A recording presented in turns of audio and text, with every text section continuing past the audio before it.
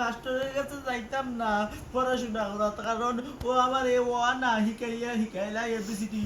এই বাংলাদেশে কিটা এই যে আছে নি যে প্রথমে বাংলা না হিকাই ইংরেজি হিকাইলা হৌ জানি গো মাই হৌ। হাসানি ই আবার কোন মাস্টার? আগে বাংলা না শিখাইয়া ইংরেজি শিখাইলা, এই মাস্টার কোন জায়গা থেকে শিখাইছে? আমি কালকে যাইতেছি, জিজ্ঞাসা করবো। ও রাখলে জিগাই। আচ্ছা আচ্ছা, এর বাদে আমার নু পড়াশোনার যাইবারও মনে চায় না, আমার খালি মনে হয় গেম খেলতাম, ভিডিও দেখতাম, এটা করতাম।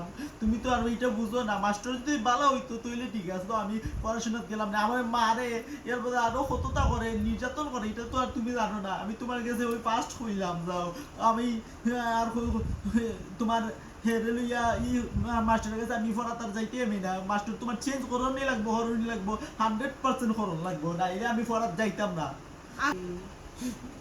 অনে দিলাই মাস্টারের দোষ, অনে দিলাই মোবাইলের দোষ, আর মাস্টারের দোষ দিয়ে গিয়া ও আমি স্কুলে যাইতাম না, ওইটা তোমার হারবার নিবা, তোমার পিটাইয়া লাল করে লাগবে দিয়া স্কুল আচ্ছা তাড়াতাড়ি অনলে আচ্ছা যাও, লেখাপড়া না আমার করিলে মানুষ কিটা হইব? ওই তো কইব শিক্ষিত আগে আর বুঝো রানি।